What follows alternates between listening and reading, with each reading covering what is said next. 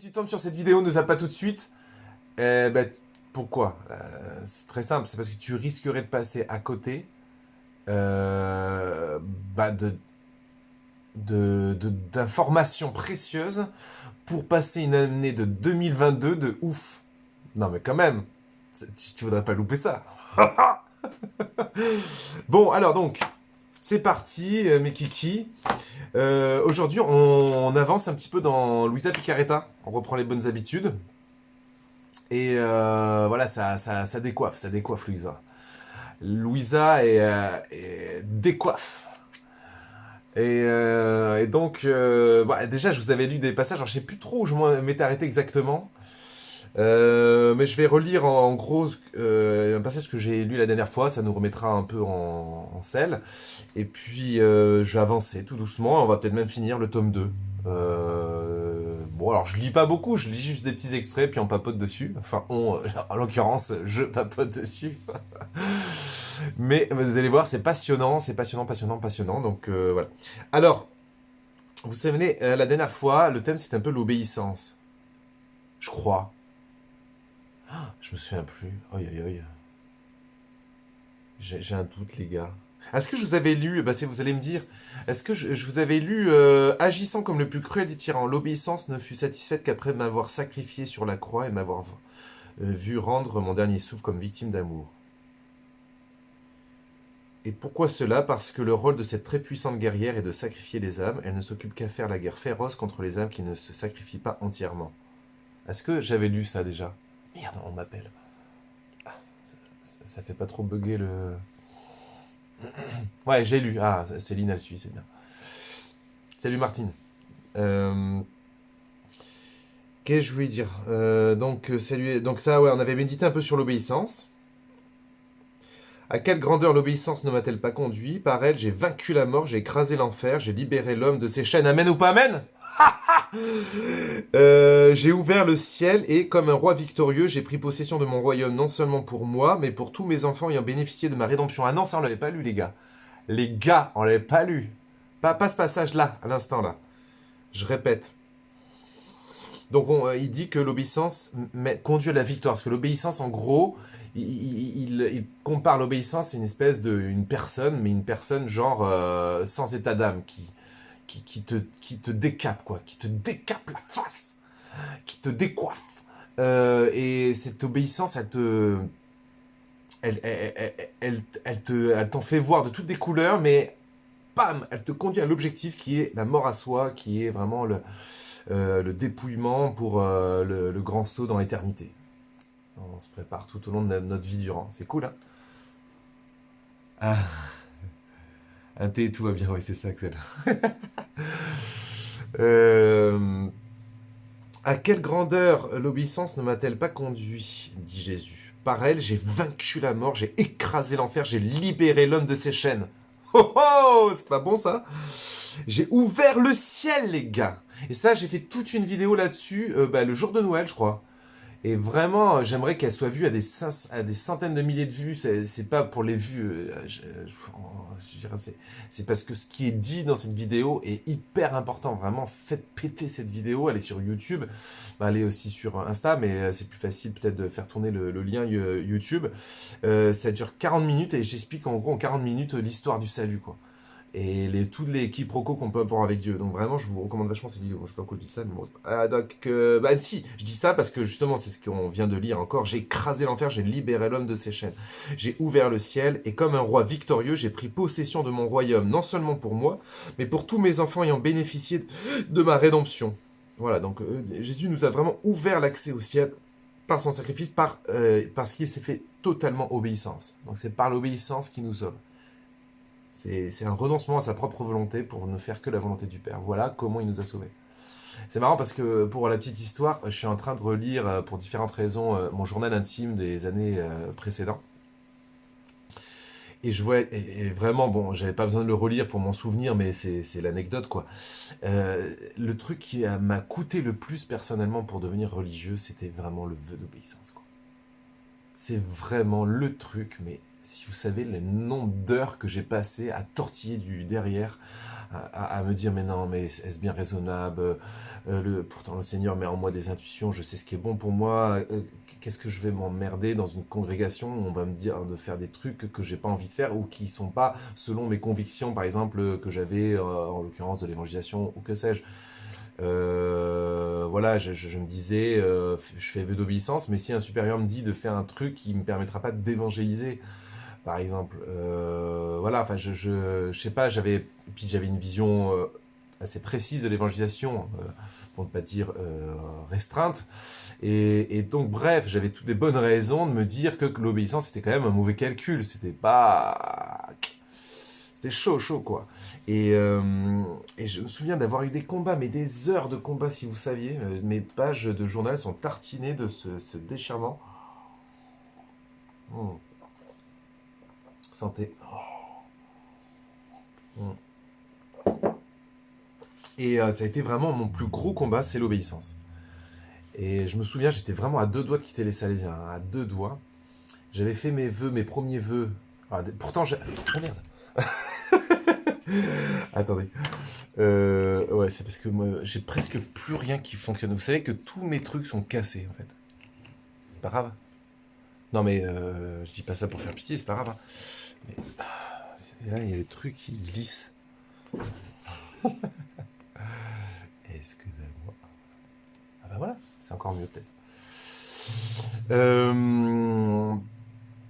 Donc, qu'est-ce que je voulais dire? Ouais, j'étais donc déjà j'ai fait 2 ans, j'ai fait le pré-noviciat pendant 1 an et le noviciat. Normal quoi, comme tout cursus religieux. Et puis encore avant, j'avais fait d'autres choses. Enfin, c'est-à-dire, j'avais déjà, je sais pas, genre 24 ou 25 ans quoi. Donc c'est le discernement, depuis que j'avais 9 ans, je discernais quoi. Mais une fois que j'ai fait mes premiers vœux, alors mes premiers vœux c'était pour 2 ans, et au bout des 2 ans, je me suis dit non, je vais pas renouveler en fait, hein. Je suis pas du tout sûr de rester chez Salésien, non mais attends. Mais j'étais vraiment à 2 doigts, hein, un truc de dingue, hein. Ça, c'était vraiment un combat de dingos. Et le truc qui m'empêchait de continuer, c'était notamment l'obéissance. Et puis je me suis dit, allez, comme je suis hésitant, je vais faire ma demande pour renouveler mes vœux, parce qu'on renouvelle nos vœux sur une étendue à peu près de 6 ans. Et au bout de 6 ans, soit on renouvelle plus, soit on fait ses vœux définitifs pour toujours. Mais ça, j'y étais pas. J'y étais encore au tout début. J'étais au bout d'1 an et demi de vœux temporaires, quoi. Et j'étais donc, la question se posait de faire une lettre de demande pour renouveler, ou alors non. Ouais. Et alors, j'ai fini par faire la lettre de demande, en espérant presque qu'elle soit refusée. Et j'ai demandé à ne renouveler que pour 1 an. Parce que je me suis dit, bon, 1 an, ça va, je devrais tenir. Et donc, c'est donc ainsi fut dit, ainsi ce fut écrit, ainsi ce fut fait. Et en fait, ça me donnait l'occasion, puisque ça faisait 2 ans de philosophie-théologie déjà, et donc j'arrivais un peu au temps du stage pratique. Donc ça veut dire que j'allais recevoir ma première, comme on dit, obédience. C'est-à-dire on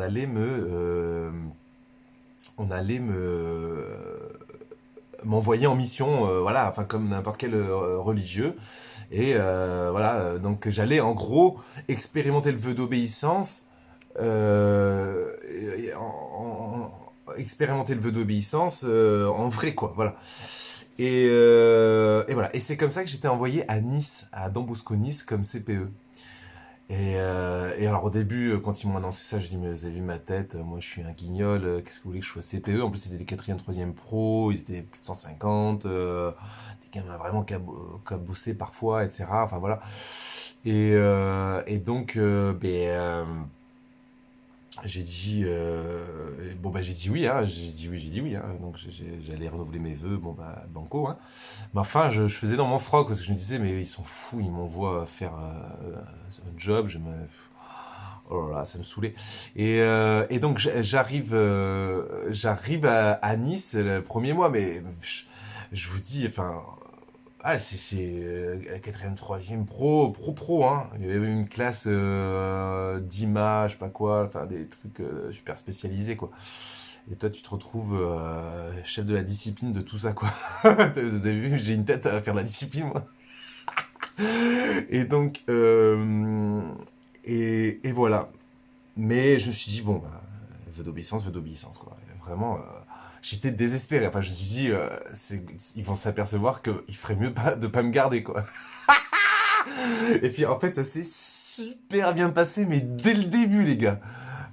Quasiment dès le début, ça s'est super bien passé. Enfin, c'est un truc de dingue.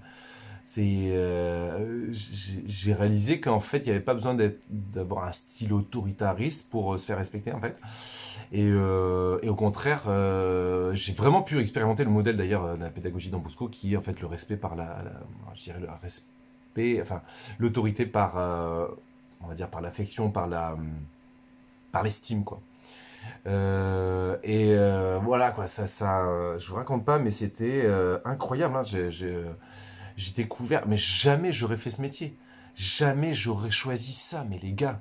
Donc c'est le vœu d'obéissance qui m'a conduit à ça, ça m'a conduit à un dépassement, et c'est grâce à ça que du coup j'ai poursuivi mon chemin chez les Salésiens, parce que je me suis dit, mais en fait, Benjamin, là tu flippes, tu fais dans ton froc devant les vœux d'obéissance.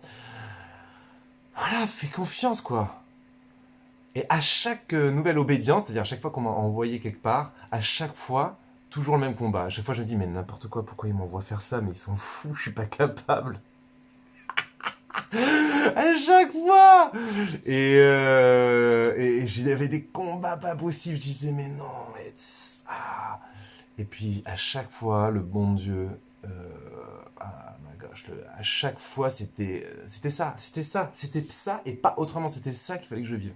Donc voilà, j'ai commencé à me dire, bon, ok, obéissance, obéissance. Bon, voilà, c'était la petite parenthèse. Perso, témoignage. Ça va, je vous embête pas trop. Salam alaikum. Trop classe. La paix soit avec vous. Euh, Attendez, je me refais un peu de thé. Donc voilà. Donc ça, c'était la partie séquence témoignage. Donc c'était la question d'obéissance. Vous voyez, c'est vraiment l'obéissance. Tiens, en parlant de salam alaikum. Moi, ce qui m'a beaucoup interpellé dans l'islam, c'est justement ce rapport à l'obéissance, qui est pas tout à fait le même que chez nous. Parce que l'obéissance chez nous, enfin, en islam, il y a une certaine couleur de soumission au sens aussi, au sens, quelque part, j'ai pas mon mot à dire. J'écoute et j'écrase. Et dans l'obéissance, dans le christianisme, il y a une notion de coopération, de dialogue, d'alliance et d'amour, voire même d'épousailles avec Dieu. Donc c'est une nuance qui n'est pas des moindres, hein. Mais cette nuance, elle est quand même, donc elle est importante, mais quand même, je trouve que par certains côtés de l'islam, nous aide, nous, parce qu'en fait, comment dire, on est soit trop d'un côté, soit trop de l'autre. Soit on est trop dans une obéissance très rationnelle et un peu intellectuelle, ou bien sûr, il ne s'agit pas de soumission, il s'agit quand même, nous adhérons, c'est nous qui choisissons, et Dieu... Enfin, il y a une espèce de renversement, des fois, quand j'entends dans certains discours chrétiens ou catholiques, qui est erroné, quoi. C'est-à-dire, qui consisterait à dire... voilà, c'est nous le Seigneur nous missionne, et c'est pas faux. Il nous dit multipliez-vous, fécondez enfin, comment dire, multipliez-vous, je vous confie la terre, vous allez donner les noms, nanana. Donc il nous charge d'une mission, et il y a une grande liberté dans l'exercice de cette mission, et on n'a pas à attendre l'assujettissement de Dieu par-ci par-là. Voilà. En gros, il y a une espèce de grande... il y a un danger d'une intellectualisation de l'obéissance qui fait qu'après, on n'obéit plus, quoi. En fait, en gros, on sait mieux que Dieu ce qu'il faut, limite, quoi. Et donc, alors dans l'islam, c'est l'autre extrême, c'est-à-dire, c'est au contraire, il n'y a pas forcément de place pour du dialogue. Mais entre les deux, je crois qu'il faut faire un chemin un peu d'affinage et s'apercevoir qu'en fait, rien n'est plus important sur Terre que d'accomplir la volonté de Dieu. Enfin, le centre de notre vie, ça doit être quelle est ta volonté, Seigneur. Et en fait, c'est quand qu'on développe cette mentalité-là, cette priorité-là, c'est-à-dire Seigneur, quelle est ta volonté, même s'il ne nous répond pas de façon magique, et, euh, et que peut-être même on a l'impression qu'il ne nous répond pas, mais son silence peut être une réponse parfois aussi. Et en tout cas, ça doit être une obsession chez nous, encore une fois, le terme que vous savez bien que j'aime bien. Donc, il s'agit de vraiment Seigneur, quelle est ta volonté? Ça doit être, Seigneur, je me dispose chaque instant de ma journée, chaque instant de ma vie, chaque jour de ma vie, à faire ta volonté. Me voici, Seigneur, je viens faire ta volonté. Tout ce qui m'importe, c'est de respecter ta volonté, tes commandements aussi. Vous voyez, par exemple, le rapport au commandement, parfois, dans un certain christianisme peut-être un peu bien pensant, un peu peut-être un peu gauchisé ou quoi, dans le sens un peu libertaire, et ben on n'intègre plus cette notion de l'obéissance aussi au simple commandement, quoi. C'est ça aussi. C'est pas parce qu'il y a un dépassement des commandements dans l'évangile, c'est-à-dire que Jésus nous conduit à aller plus loin que la simple observance des commandements, hein, comme on le voit dans le jeune homme riche. Le jeune homme riche demande comment avoir en héritage la vie éternelle. Et Jésus lui dit, bah, est-ce que déjà tu respectes les commandements? Donc c'est le béaba. Voilà. En fait, nous, il y a un certain, pas nous, mais il y a un certain christianisme qui consisterait à ne retenir que la deuxième partie de l'évangile du jeune homme riche, c'est-à-dire la partie où Jésus dit, enfin Jésus pose son regard sur lui et les mains, il dit une chose te manque, vends tous tes biens, puis viens et suis-moi. Donne-les aux pauvres et puis viens et suis-moi. Autrement dit, donne tout. Voilà, c'est-à-dire, au-delà des commandements, donne toute ta vie. Meurs à toi-même, renonce à toi-même. Voilà. Et donc, nous, alors, on va avoir un certain intellectuel, on va avoir une certaine, comment dire, attendez, je bois un coup parce que j'adore chercher.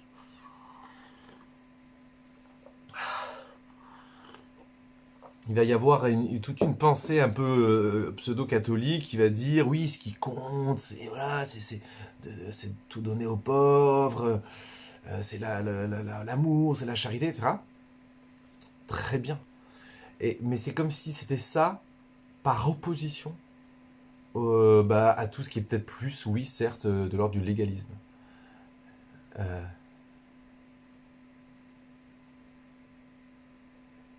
et, euh, et donc, qu'est-ce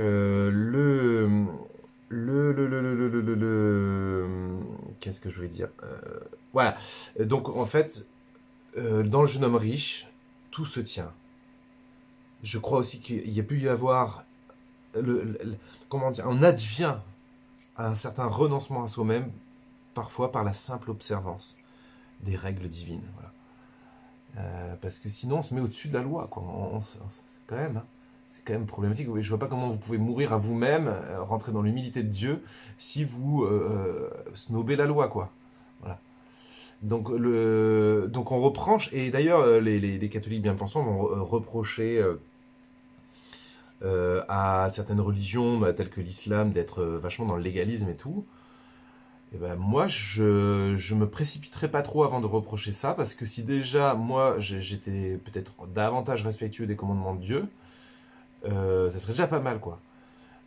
Et c'est certainement une des meilleures des préparations. Alors, une des meilleures avec le danger bien entendu, dans le légalisme, comme tout mot qui finit en isme, c'est bien entendu euh, de, de, de, de, euh, de mettre la loi au-dessus même de Dieu et de se placer comme justicier à la place de Dieu, quoi. Bon, voilà, c'est un autre écueil possible, évidemment, je dis pas, hein. Bon, il y a des écueils dans tout, et voilà, bon, c'est ça la vie chrétienne, hein, c'est pour ça que c'est bien d'avoir un accompagnateur spirituel quand on veut vraiment cheminer aux côtés de Dieu. Il y a pas mal de commentaires, je fais une pause commentaire. Nature, peinture, vous êtes merveilleux aussi, car votre transparence et votre investissement sans faille forcent le... Ah, je sais pas à qui vous parlez. Mais c'est très gentil, en tout cas. Merveilleux, vous êtes cœur nature peinture et votre devise, et ça c'est une transparence. Force le respect. D'accord. Nature peinture, je dois cette expression à une certaine Céline de Nice. Bon, santé, mais pas des pieds, ni des aisselles. Bon, allez, j'arrête. Bon. Alors donc on avance. Donc on est sur l'obéissance. Donc l'obéissance c'est très important et voilà, c'est tout.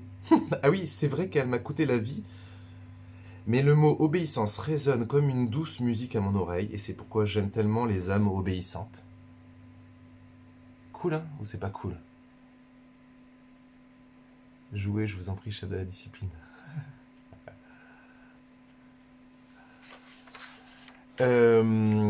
Alors, ensuite, j'ai d'autres petits extraits à vous partager. Vous êtes chaud? Est-ce que vous êtes chaud? Il y a pas mal de commentaires, mais j'arrive pas trop. Je vais les checker après. Hein. Bonsoir, frère Malin, c'est la maman d'Axel. Ah, merci. Excellent, Dieu vous bénisse. Bénédiction sur vous. Euh, alors, écoutez bien. Ma fille, que la lumière de ma passion... Alors, c'est Jésus qui parle à Louisa Picaretta. Est-ce que vous êtes prêts? Est-ce que vous êtes prêts? Vous avez vu mon super accent? Ma fille, que la lumière de ma passion soit toujours présente à ton esprit, car à la vue de mes très amères souffrances, les tiennes te paraîtront minimes. De plus, en réfléchissant à la cause principale de mes souffrances, qui est le péché, tes moindres imperfections te paraîtront graves. Par contre, si tu ne fixes pas ton regard sur moi, la moindre souffrance te deviendra un fardeau et tu considéreras tes fautes graves comme sans importance. Les gars, il faudrait faire un tableau. Je sais pas si vous avez, je sais pas si vous avez suivi ça. C'est pas mal, hein, quand même. C'est pas mal. Hein. Parle bien, Jésus. Attendez, je vais vous le redire. Vous inquiétez pas. Ah, ma fille, que la lumière de ma passion. Donc, en gros, quand tu médites la passion. Alors, j'explique parce qu'il y a peut-être des gens qui connaissent CUD, hein, ok. C'est un peu le principe de ces topos, c'est d'essayer de parler aussi simple que possible, mais je fais ce que je peux. Il y a des parties plus conceptuelles que d'autres. Donc la passion du Christ, c'est mort, résurrection, souffrance à Gethsémani, issue du sang, ensuite flagellation, il se fait frapper, il a presque plus de peau intacte sur les os, il se fait ensuite couronner pour se foutre de sa gueule, genre ah t'es roi, t'as cru que t'étais roi, frère, vas-y, hop, on lui fout une couronne d'épines sur la tronche, une couronne d'épines comme ça qui lui rentre dans le cerveau et même dans l'œil, et bim, on tape dessus en plus, on lui met un manteau sur ses plaies béantes, bref, l'horreur, calvaire absolu, la souffrance. Et donc plus tu médites sur la passion, alors ma fille, que la lumière de ma passion, donc tout ce que ma passion vient éclairer, soit toujours présente à ton esprit. Donc en gros, la passion de Jésus, la mort et la résurrection de Jésus, c'est une lumière pour notre vie. C'est vraiment une lumière. Okay, c'est une lumière, c'est quelque chose qui nous éclaire. Donc des fois on se plaint, je sais plus où j'en suis, je suis foutu, je souffre, je vais pas bien. Allume la lumière de la passion. Tu prends ta télécommande, tu allumes la lumière de la passion. Okay, et tu médites la passion. Alors, pourquoi? Car à la vue de mes très amères souffrances, les tiennes te paraîtront minimes. Est-ce que c'est beau ou c'est pas beau, ça? Allez, je me vois tous réagir, là, tous réagir. Non mais écoutez ça, je répète. Que la lumière de ma passion soit toujours présente à ton esprit, car à la vue de mes très amères souffrances, les tiennes te paraîtront minimes. Car à la vue de mes très amères souffrances, les tiennes te paraîtront minimes. Premièrement, vous croyez que c'est fini? C'est pas fini. Deuxièmement, de plus, en réfléchissant à la cause principale de mes souffrances, donc quand tu médites sur ma passion, quand tu as allumé la lumière de la passion, que tu médites sur la passion, sur mes souffrances, et que tu réfléchis sur la cause de mes souffrances, qui est le péché, tes moindres imperfections te paraîtront graves. Il ne dit même pas tes péchés te paraîtront graves. Ils diront tes moindres imperfections te paraîtront graves. Donc, deuxième bonus, quand tu allumes la lumière de la passion, 1, tes souffrances te paraissent minimes. 2, tu es beaucoup plus lucide sur tes imperfections. Par contre, si tu ne fixes pas ton regard sur moi, vous voyez, donc là on est dans le truc inverse. Donc là, si tu éteins la lumière de la passion, si tu ne fixes pas ton regard sur moi, la moindre souffrance te deviendra un fardeau et tu considéreras tes fautes graves comme sans importance. Vous voyez, il y a un renversement. En regardant, en allumant la lumière de la passion, tes souffrances deviennent plus légères et tes péchés, tes petits péchés, tes imperfections te paraîtront importantes à prendre au sérieux.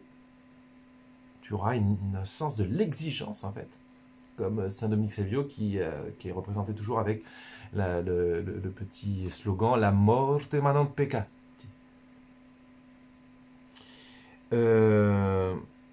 Par contre, attends, donc si tu allumes la lumière de la passion, tu souffres moins et on va dire, tu es plus exigeant vis-à-vis de toi-même. Et si tu n'allumes pas la lumière de la passion, tu souffres plus et tu t'embourgeoises spirituellement, c'est-à-dire tu relativises peut-être même des péchés graves que tu fais. Est-ce que c'est pas tellement juste ce qui est dit là? Est-ce que c'est pas tellement juste, les gars? Vous comprenez ou pas? Ah d'accord, Fisso. C'est puissant, en une phrase, bam bam bam, il faut que je fasse un mot du jour là-dessus. Est-ce que vous... Allez, on continue. Ben justement, ça va répondre à Fisso sur la question des imperfections. Ma fille, ne te décourage pas, dit Jésus. Alors non, il faut que je lise la phrase d'avant de Luisa Picaretta. Donc 5 septembre 1899. Luisa Picaretta écrit « Ce matin, j'étais tellement abattue et je me trouvais si méchante que j'avais peine à me supporter moi-même. » Ça, c'est intéressant. Ça, c'est intéressant, les gars. Attends, alors moi, c'est toute ma life, ça. Lorsque Jésus est arrivé, je lui ai parlé de mon misérable état. Il m'a dit... Putain, mais j'ai tellement... C'est pour ça que, vous savez... Oh, putain, il faut que je me calme.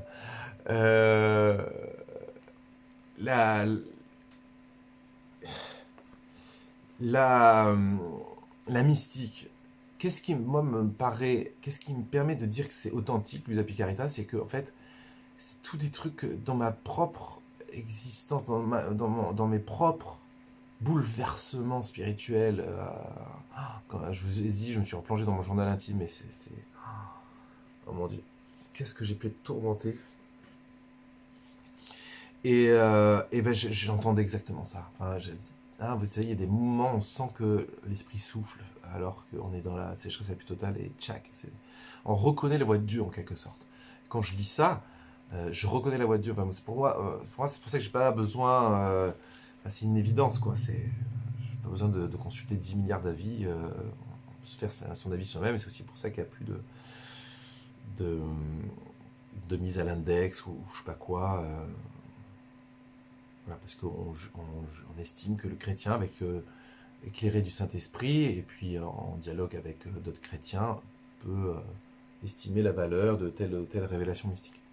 Bon, je ferme la parenthèse. Donc, ce matin, j'étais tellement abattue et je me trouvais si méchante que j'avais peine à me supporter moi-même. Lorsque Jésus est arrivé, je lui ai parlé de mon misérable état.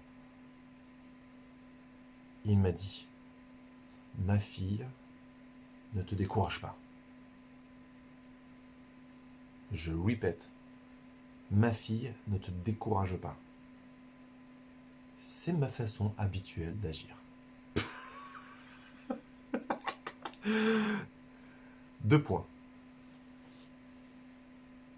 Amener l'âme à la perfection petit à petit et non pas d'un seul coup, de manière à ce qu'elle ait toujours conscience qu'il lui manque quelque chose et qu'elle ait à faire tous les efforts nécessaires pour obtenir ce qui lui manque. Ainsi, vous voulez que je relise ça peut-être? Je vais relire ça. Ma fille, ne te décourage pas. C'est ma façon habituelle d'agir. Amener l'âme à la perfection petit à petit, et non pas d'un seul coup, de manière à ce qu'elle ait toujours conscience qu'il lui manque quelque chose, et qu'elle ait à faire tous les efforts nécessaires pour obtenir ce qui lui manque. Amen ou pas amen? Je voudrais un tonnerre d'amen pour cette... Attendez, bon, et la suite. Ainsi, l'âme me plaît davantage et se sanctifie encore plus. Et moi, attiré par ses actes, je me sens obligé de lui accorder de nouvelles faveurs célestes. De plus, un échange totalement divin s'établit entre l'âme et moi.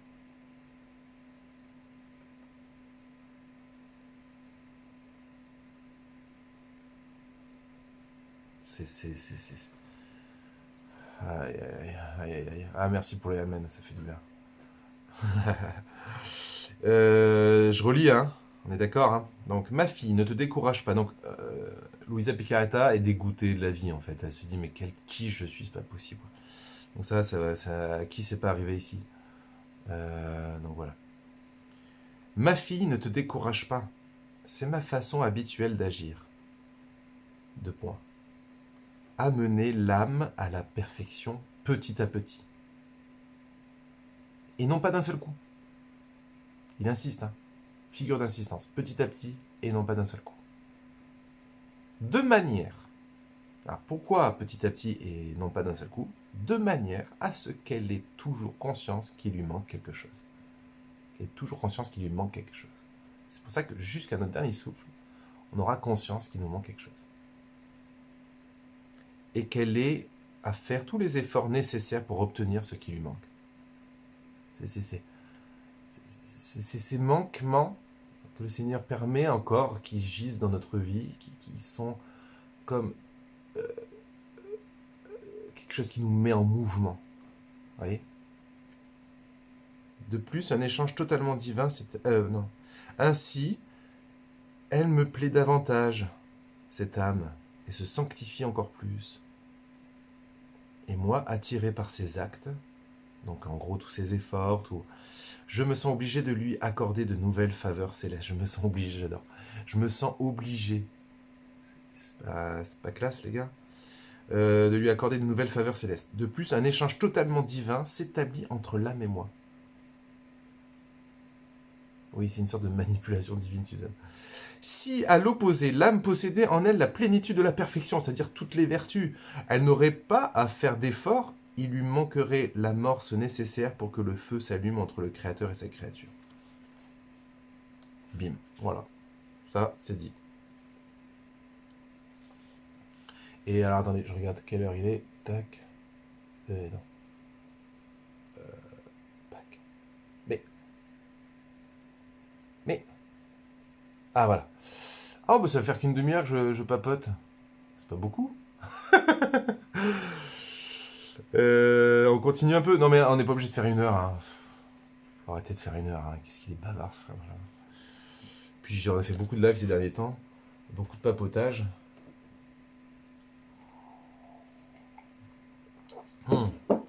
Non, mais donc voilà. Non, en même temps, je trouve ça pas mal, une demi-heure. Vous voyez, je sais pas vous, mais. Alors, je sais pas vous, tiens, je serais curieux Moi, je sais que sur YouTube, en tout cas, je ne m'intéresse qu'aux vidéos qui font entre 20 minutes et au moins une heure, quoi. Parce que je les télécharge. Enfin, je télécharge pas la vidéo, mais je capte juste le son pour pouvoir le mettre dans. Sans avoir besoin d'ouvrir YouTube, de pouvoir le mettre dans la voiture, je sais pas si c'est légal, bon, c'est pas illégal, enfin, je sais pas. Bon, enfin, en tout cas, j'écoute des trucs longs parce que voilà, au moins, il y a plus de fond, parce que, vous savez, on est vraiment à l'ère des vidéos courtes, mais les vidéos courtes, c'est sympa. Vite fait, ok, un petit insight par-ci, un petit insight par-là, mais si vous comptez sur des vidéos de 1 minute, que ce soit de Frère Benjamin ou de je ne sais qui d'autre pour vous former, vous n'allez pas aller bien loin. Il faut quand même des vidéos où on prend le temps de creuser un thème, etc. Merci Nounou. Ouais, les podcasts aussi, ouais, voilà, ouais, des podcasts. Donc voilà. Et c'est pour ça que j'ai pris cette habitude de faire un topo un peu plus consistant avant de commencer le temps de prière, quoi. Voilà, voilà. Puis comme les gens, il prie volontiers vers 22h, comme ça, de 21h à 22h, ça arrive tout doucement. Et puis ils peuvent regarder en replay le... Ouais, 1 heure c'est mieux. Bon alors donc, je veux continuer alors. Puisque je me fais supplier. Ah, il y a tout le monde qui dit non 1 heure, oh, vous êtes trop chou. Si mes élèves ils pouvaient dire ça, au mot du matin, je parle juste 3 minutes, ils s'en ont déjà marre. Bon.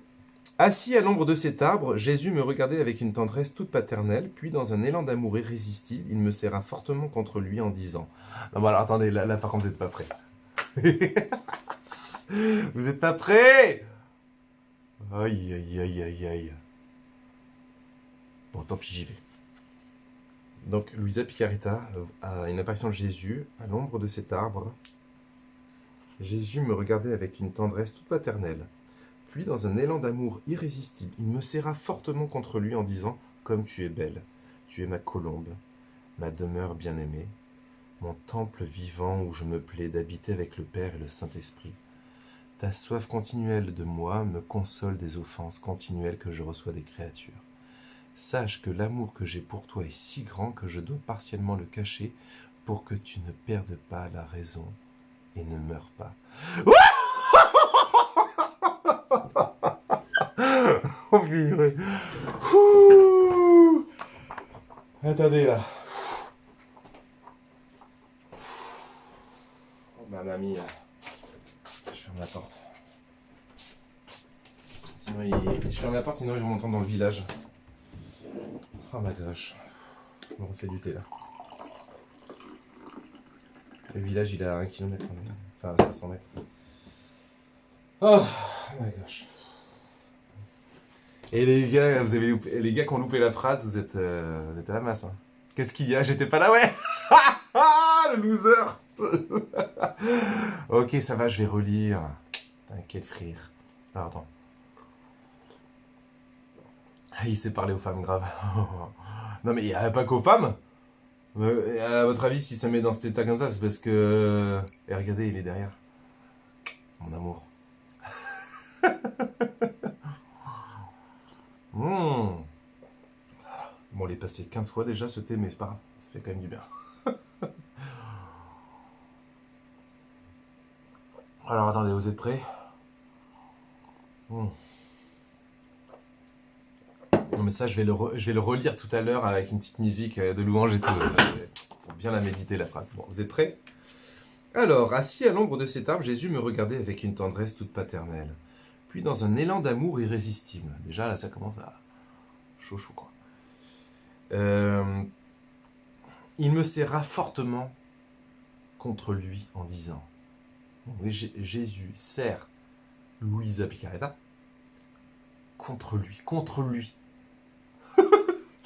Et il dit comme tu es belle. Et les gars là, arrêtez-vous de zapper, à rester quelques instants ici. Restez quelques instants ici. Juste écoute cette phrase, c'est ce que Jésus dit aux âmes qu'il aime. Alors, il aime toutes les âmes, je parle des âmes qui l'aiment, c'est-à-dire que l'âme aime Jésus et veut faire sa volonté. Donc, quand il trouve une âme qui cherche à tout prix à aimer le Seigneur, à lui plaire, voilà ce qu'il lui dit. Comme tu es belle, tu es ma colombe, ma demeure, tu es ma maison. Bien-aimé. Déjà, Jésus me sert, moi. C'est bon, ouais, j'avoue. Tu es ma colombe, ma demeure, ma maison. C'est là où je réside, ma maison bien-aimée. Mon temple, mon église. Tu es ma cathédrale. Vivant où je me plais d'habiter avec le Père et le Saint-Esprit. Rien que ça. Tranquille. Je répète, comme tu es belle. Voilà ce que le Seigneur dit à toutes les âmes qui aiment Dieu. Quand une âme aime Dieu, quand une âme met Dieu au centre de sa vie, comme je viens de le souhaiter dans les vœux de 2022, eh bien, Dieu vient chez elle, il vient squatter cette âme, il vient lui dire Comme tu es belle, ma poupée. Non, pardon. Non. Tu es ma colombe, ma demeure, ma maison bien-aimée, mon temple vivant où je me plais d'habiter avec le Père et le Saint-Esprit. Ta soif, écoutez bien la suite, ta soif continuelle de moi me console. Ta soif continuelle de moi, ta soif continuelle de moi me console des offenses continuelles que je reçois des créatures. Là, les gars, ce qu'on est en train de découvrir ou redécouvrir, hein, j'espère que vous le saviez, mais bon, c'est bon de se le redire, c'est que quand on aime Jésus, qu'on va vers lui, qu'on lui dit je t'aime, tout ça, eh bien, on exerce sur son cœur, on a un impact sur le cœur de Dieu. Dieu se laisse impacter. Et tout à l'heure, je parlais de l'islam en disant, mais il n'y a pas du tout ça dans l'islam.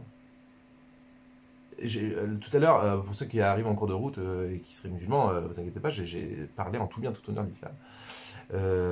Mais justement, là, j'ai parlé plutôt positivement de l'islam tout à l'heure, mais là, par contre, à ce point-là précis, je dis, bah, là c'est ce qui me manque dans l'islam, c'est que justement, il n'y a pas cette notion, cette révélation, cette vérité n'est pas connue dans l'islam, que moi, petite âme, parmi tant d'autres, j'ai un impact sur le cœur de Dieu. Dieu se laisse impacter. Ça, c'est effrayant. Je crois même que c'est peut-être même ce qui est l'origine même de Satan. De Satan, ouais, du diable. Parce que Satan s'est dit, non mais là, faut pas déconner, quoi. Déjà, mettre une âme dans un corps matériel, c'est quand même pas folichon. Mais si en plus ce corps matériel, cette âme dans ce corps matériel a un impact sur ton cœur, autant que nous les anges purs, et qu'en plus il faut que je les serve, non, arrêtez de déconner. Donc voilà l'immense révélation de Jésus-Christ, c'est tout ce qui nous montre à travers la Vierge Marie. La Vierge Marie, Dieu est gaga devant la Vierge Marie. Qu'est-ce que vous voulez que je vous dise ? Devant la Vierge Marie, il y a un amour parfait et total de la Vierge Marie. Et donc, il peut rien. Dieu est démuni parce que sa loi, c'est l'amour. Et la loi de l'amour, c'est que l'autre a sa place entière. Vous voyez ? Il y a la hiérarchie objective est gommée par la puissance de l'amour, en fait. En fait, l'espace immense, la distance immense qu'il y a entre le créateur et la créature, une distance objective, une distance ipso facto, de fait, quoi. Donc, cette distance-là est totalement comblée par l'amour. C'est comme si l'amour, c'était une montagne qui nous faisait monter à l'égal de Dieu. Je sais que c'est choquant de dire ça, mais c'est ça. Il nous fait monter dans une relation d'épousailles, de noces mystiques, et donc par là même d'une égalité. C'est-à-dire qu'il n'y a pas d'égalité objective, mais l'amour réduit la différence et nous porte tout contre son cœur. Et on a un impact sur son cœur, et il a un impact sur le nôtre. Il y a une réciprocité d'amour, c'est dément. Et c'est ce qu'aucun musulman ne peut comprendre, parce que c'est trop loin, ça va trop loin. C'est trop puissant. Et généralement,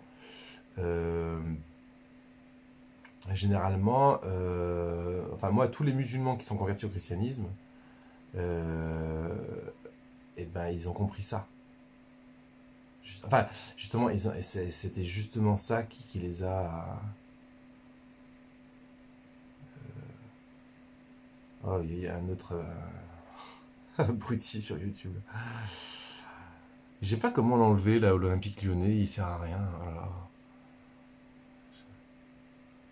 Voilà. Signaler peut-être. Ah, bloquer temporairement, non. Puis signaler peut-être aussi, parce que... Non, mais vous inquiétez pas, c'est juste qu'il y a... Euh...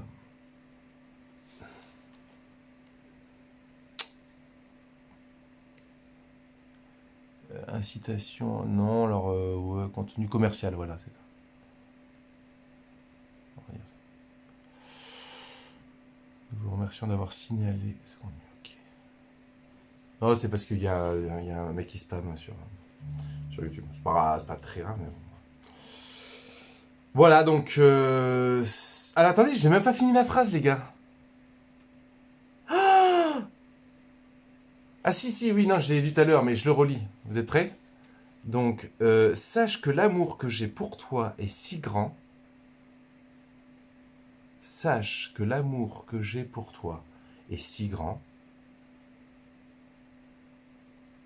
que je dois partiellement le cacher pour que tu ne perdes pas la raison et ne meurs pas. Est-ce que c'est pas un truc de fou, ça? C'est... C'est vraiment un truc de fou, quoi.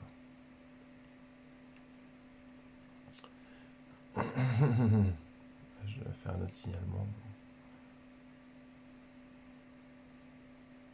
Tac. Bloquer temporairement. Bon, après, tant pis, hein, je vais pas passer ma soirée à bloquer les gens. Donc voilà, hein. Non, mais là, quand même, ça vaut le coup. Alors, comme tu es belle, tu es ma colombe. Alors, je le relirai tout à l'heure, d'accord? Et donc, je relis juste la dernière phrase. Sache que l'amour que j'ai pour toi est si grand que je dois partiellement le cacher. Je dois cacher. Jésus dit, je dois cacher mon amour pour toi. En gros, ne te plains pas quand tu ressens pas mon amour, parce que je dois le cacher. Si si tu le faisais sentir un peu trop, ce que disait le curé d'Ars, hein, on crèverait sur place. Lui, il dit, pour que tu ne perdes pas la raison, c'est-à-dire qu'on deviendrait fou, en fait. En fait, on a comme ça, dans certains saints, on appelle ça les folles en Christ. Ils ont l'air allumés, ils sont fous, genre des François d'Assise et tout. Je pense qu'il y a des gens qui se posaient la question s'il n'était pas fou. Il y a des saints qui avaient ce charisme-là, je dirais, d'être vraiment fou, quoi. C'est d'être fou. Ils avaient l'air allumés, complètement, voilà, hors norme. Et les gens pouvaient se poser la question. C'est marrant parce que certains, il y a des gens qui se posaient la question si Don Bosco n'était pas fou. Pourtant, il était plus pragmatique que lui, tu meurs, quoi. Remarque, il y a peut-être des gens qui se demandent si je suis pas fou. Non, mais bon, en tout cas, voilà. Que tu ne perdes pas la raison et ne meurs pas. Ah, attendez, mais pourquoi j'ai pas souligné la suite qui est trop belle aussi? Attendez. Bah, attendez, c'est quoi cette histoire? Je suis fou, quoi. Je vous lis la suite. En effet, si je te manifestais complètement mon amour,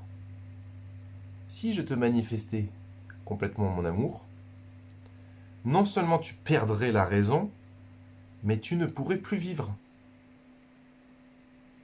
Ta faible nature serait consumée par les flammes de cet amour. Pendant qu'il parlait, je me sentais toute confuse et j'avais l'impression d'enfoncer dans l'abîme de mon néant parce que je me voyais rempli d'imperfections.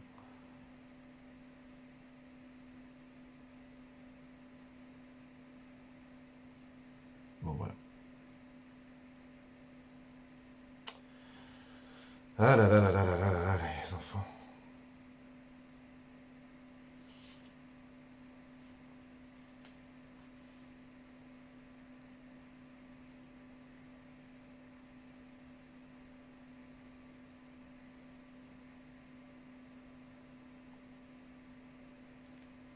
Euh...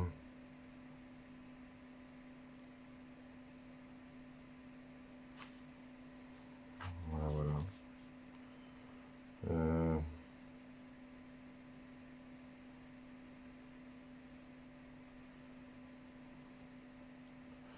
va s'arrêter là, non? Attendez, je regardais s'il y a une dernière pépite à vous partager. Il y a des commentaires? Amour. Donc voilà, à cet instant, j'ai cru... À cet instant, j'ai cru voir notre reine-mère comme un autre Dieu, mais à une différence près. Pour Dieu, la divinité est par nature, alors que pour Marie très sainte, tout lui fut accordé par grâce. Bah ouais, voilà. Ah, peut-être les gens là sur YouTube, si vous ennuyez, vous pouvez le clampin qui écrit Max, Max, Max, Super Max, vous pouvez le signaler, vous voyez, parce que moi, à chaque fois, j'arrive pas à faire deux choses en même temps, donc quand je signale, on s'arrête déjà. Euh, ouais, voilà. Donc, elle a eu une vision en fait, de Marie, et elle voyait qu'il y avait une différence simple, c'était simplement qu'elle n'était pas, comment dire, c'est ce que je vous ai dit tout à l'heure, c'est-à-dire que la proximité, l'amour qu'on a pour Dieu, il, se, il nous rend semblable à lui. Il reste moins de 10... Ah non, il faut que je refasse de la... On s'en fout. Je regarde s'il y a d'autres choses à vous partager du volume 2.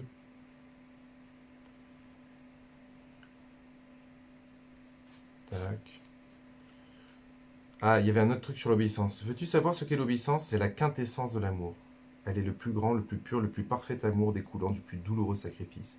Elle invite l'âme à s'anéantir afin de vivre de nouveau en Dieu. Étant très noble et divine, l'obéissance ne tolère rien. Bah voilà, on va terminer là-dessus. On va terminer là-dessus. Donc, veux-tu savoir si un autre passage sur l'obéissance? Puis Jésus me fait entendre sa voix mélodieuse en disant: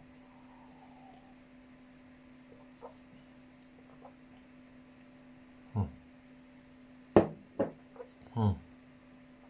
Merci des merci. Veux-tu savoir ce qu'est l'obéissance? C'est la quintessence de l'amour. J'ai pas besoin de... Il faut...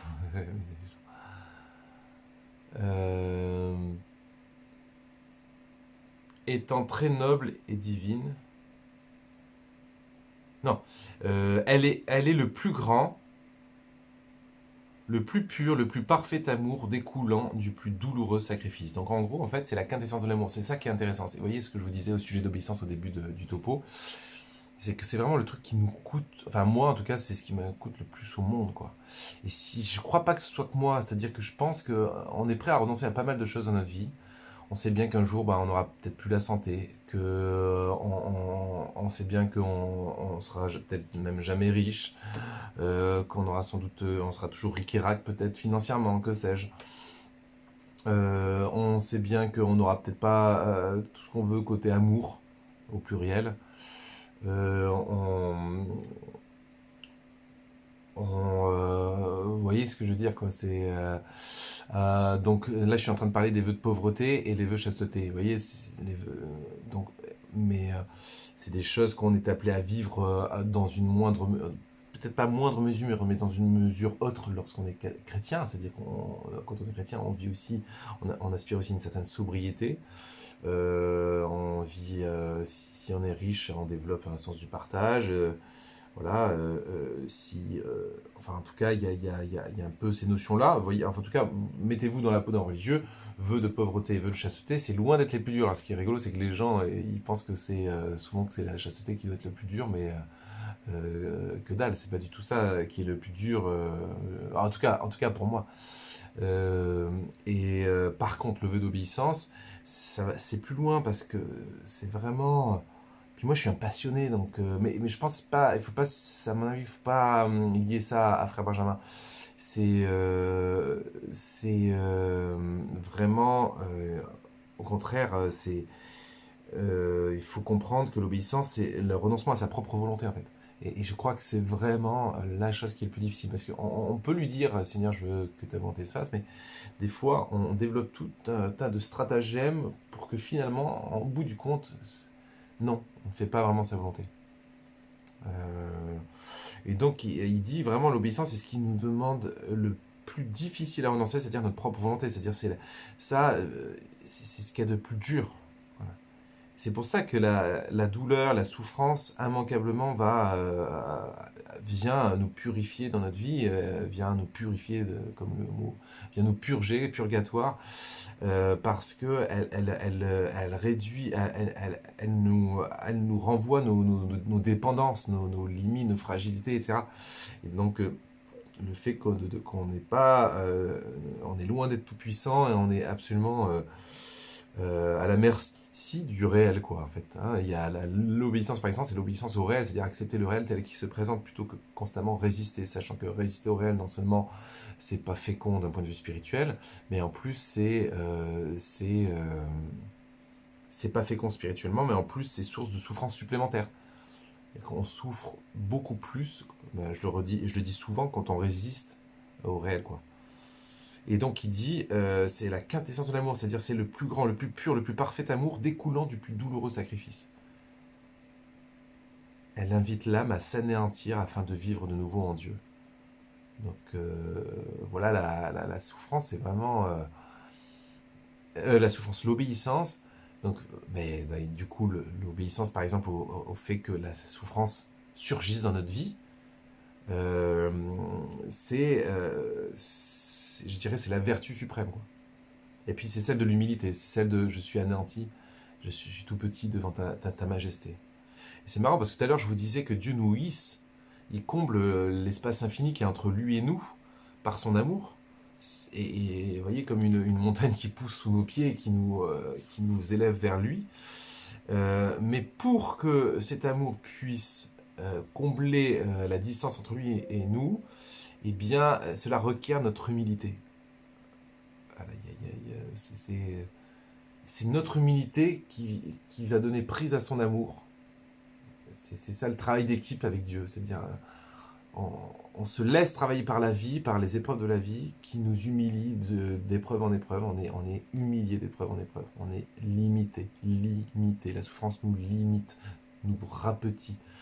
Et plus on rapetit, plus son amour nous hisse. Vous voyez, il y a un phénomène presque mécanique et automatique. Donc voilà un peu quand je parle de ça, c'est tout le cœur de la vie spirituelle. C'est ça la vie d'un chrétien. Euh, Étant très noble et divine, l'obéissance ne tolère rien d'humain dans l'âme. En fait, elle vient anéantir tous nos raisonnements, on s'accroche à plein de choses, vous voyez. L'humain s'accroche à plein de choses, à plein de convictions, à plein de représentations. Et l'obéissance, c'est-à-dire l'accueil du réel, l'humiliation que nous inflige le réel, va détruire tout ce qu'il y a trop d'humain afin qu'on soit totalement divinisé.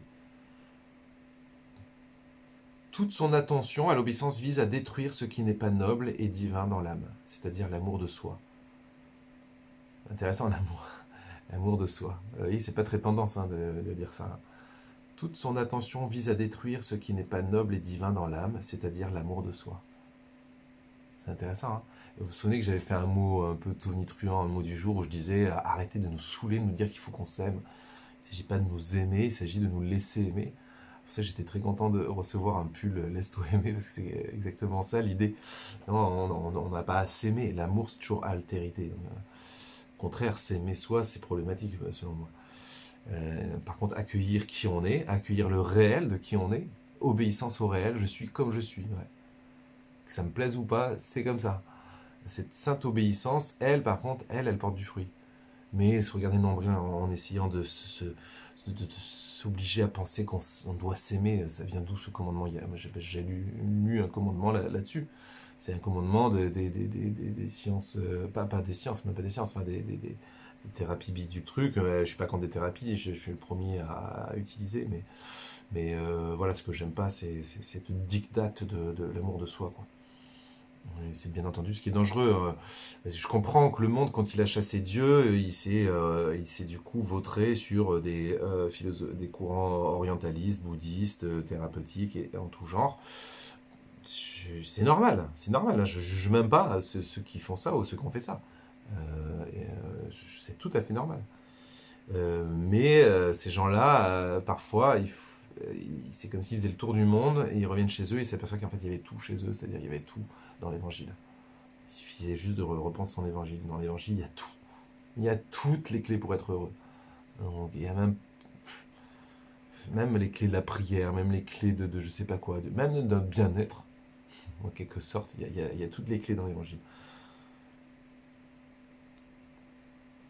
Une fois que cela est accompli, elle travaille seule pendant qu'elle laisse l'âme se reposer en paix. L'obéissance, c'est moi-même. Ah ouais, voilà, c'est ça. Toute son attention vise à détruire ce qui n'est pas noble et divin dans l'âme, c'est-à-dire l'amour de soi. Une fois que cela est accompli, elle travaille seule. Attends, une fois que tout cela est accompli, hein, ce... Merde, on a dépassé 1 heure, je vais pas pouvoir partager.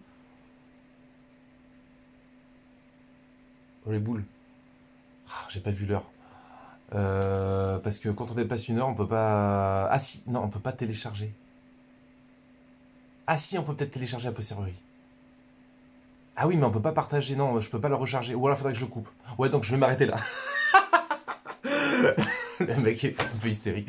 Bon, les cocos, je ferme le live et on redémarre un live de prière. Allez, ciao, ciao.